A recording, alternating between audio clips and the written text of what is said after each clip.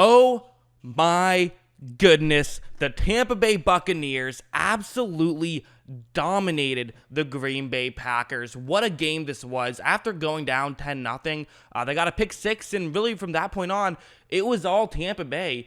And let's just start off with that pick six. So, in fairness, I just want to be very clear up front. I might be wrong about this coverage. It's a little bit hard to see because it was a disguise at the line, and I can't see the whole field because this is the broadcast footage, not the all-22. I believe this is the cover 3 zone blitz. I could be wrong. This is what I'm pretty sure it is. And so since Adams is running a route that's going to try and get into a gap in this coverage, you know, on paper, there is some logic here, but this is definitely the kind of route you have to be careful. And honestly, this is definitely the kind of route that Rodgers usually is very careful when he makes this throw. I think that part of it is he wants to just get the ball to Davante Adams, his best receiver, which makes some sense. But again, you have to be careful on these types of plays. I think because of the disguise, he just didn't really see that Dean was going to run in that direction, because watch how right when this ball is snapped, there's not a ton of separation, and this is a very, this throw, it's not a bullet at all, which it really kind of has to be for this throw to be made, and you'd like to see it further out. He kind of just, threw a duck out there, which makes, that's what kind of leads me to believe Rodgers just misread the coverage horribly, which is very uncharacteristic of Rodgers. But you look at Dean, he is in position now. He's going to be able to jump the route, get the interception, and stay in bounds for the pick six. That's not easy to do. Give him a lot of credit for being able to pull that kind of play off, because it really is. It's very difficult. I look forward to being able to have the all-22 footage so I can sort of get into more detail about it. But yeah, basically, it was some sort of misread by Rodgers, which led to the play.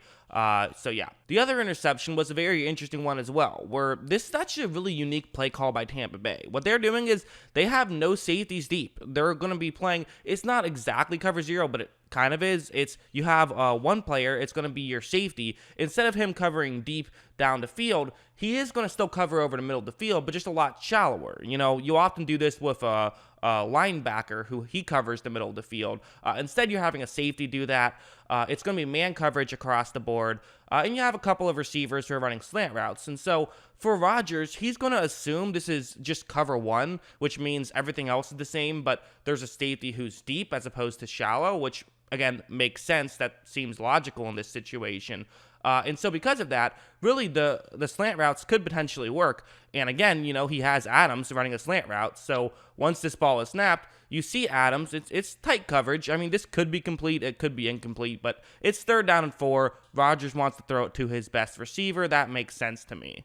But you notice that Edwards, the safety, he's actually higher up to the top of the screen, but he's doing a good job of just, keeping his head on a swivel, looking around, and being prepared to break in any direction. So, this is not a bad play whatsoever. And, also worth mentioning, while yes, Adams is the guy who is running the route that Rodgers wants to throw to, he's getting defended by Carlton Davis, who's really turned into one of the best man coverage corners in the NFL.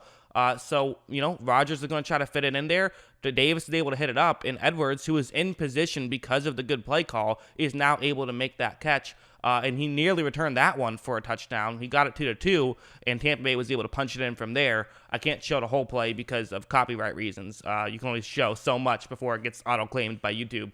But yeah, I mean, just a couple of great plays on defense by Tampa Bay, and they went from down 10 to up 4. And that was pretty much, it was all she wrote at that point, honestly. Let's show the rushing touchdown. It's going to be pretty simple, honestly. I mean, you have a few blocks on the edge. Basically, everyone is accounted for. And really, on the goal line, what you have to do, this is actually at the 2-yard line, but, it's at the goal line. And basically, what you have to do for Green Bay is if you're a linebacker, you have to play aggressive. You have to try to shoot up a gap. That's what it looks like they're going to do. So, Green Bay is thinking it's going to be a run up the middle, so they're both going to shoot up the gaps over the middle, but then Ronald Jones, he's going to run to the outside. It's kind of a good play call by Tampa Bay, and look how well it works out. No one touches him. He's easily able to get into the end zone for a touchdown. Good play call, good running, but also set up nicely by the interception beforehand. Another thing worth mentioning is that Rob Gronkowski is officially back. He had been slowly improving week after week, but he really had a breakout game in this one, including a touchdown catch. Let's show that touchdown catch. It's going to be man coverage. Gronkowski's running a route that's going to be a one-on-one matchup towards the corner of the end zone. These are the routes that Brady and Gronkowski have connected on a million times, seemingly. But again, a lot of people were kind of wondering, is this something that Gronkowski can still do at this point in his career? The answer is yes, because he did it. Watch how once this ball is snapped, there's not a ton of separation, but there isn't supposed to be separation on this play. I mean, okay, you would like there to be separation, but you don't need there to be separation. And basically, the point is that Brady's going to throw this one high, sort of use the sideline as if I throw it too high or too far to the sideline, then it's no big deal because then it just falls incomplete. But so basically, either Gronkowski gets it or nobody gets it. Worth mentioning, this is actually to Gronkowski's back shoulder, so, he's sort of turned the wrong way. He's going to have to turn around a little bit. And watch how he still is able to turn around, and he has the nimble footwork to pull it off. To me, that's well done by Gronkowski. And, a lot of people kind of wondered when Tampa Bay got Gronkowski of, why do they need him? They had O.J. Howard. They have Cameron Brate. Obviously, now we know O.J. Howard got hurt for this, full season, but we didn't know that at the time. And why did they go out and get Gronkowski? Because he can make plays like that. And as good as O.J. Howard and Cameron Brate can be, they don't make that play. So really incredible, good chemistry play, and also just a good footwork play by Gronkowski. And of course, one last thing I have to talk about was the pressure that Tampa Bay was able to get on Aaron Rodgers. That was maybe the key thing of this game, was the pressure. Part of that was because, sort of later in the game, Bakhtiari went down. It was in the second half that Bakhtiari went down. So after that point, I mean, there was no coming back for Green Bay. But even before then, they were able to get some pressure. This one was maybe my favorite one where, still a little time left. While Green Bay doesn't have any timeouts, all they need is a first down and spike it. And listen, we know Aaron Rodgers, it's at least worth a shot for a Hail Mary with him at quarterback. But what we're going to see is that basically the way this works is there is going to be a double team on Sue. And then you're also going to have Shaq Barrett, who has a one-on-one matchup against Green Bay's right tackle. Once this play starts, you notice that Barrett is doing a pretty decent job. He's going to the inside a little bit, which can be a bit risky because that can allow for Rodgers to give up containment. But he is going to the inside, but he's also winning his matchup pretty well. So if you look over at the guard who's in that area, he notices this, and he's saying, hey, we got Sue taken care of. I'm going to run over, and I'm going to make sure I take care of Barrett. Which, again, there's logic there, but also Rodgers is going to notice this, and he is going to try and get outside the pocket. All of this is fine, except for one other thing. Sue also notices this, so he is going to realize Rodgers is going to run outside the pocket. He now knows he doesn't have someone to his left, so he can run in that direction. That's what he's going to do. He's able to get in position, and he's able to knock Rodgers down and get this sack. And then there's some people saying some, I'm going to guess, not so nice things to each other afterwards, which is fine. It's football. That's fun. Just a dominating win from Tampa Bay.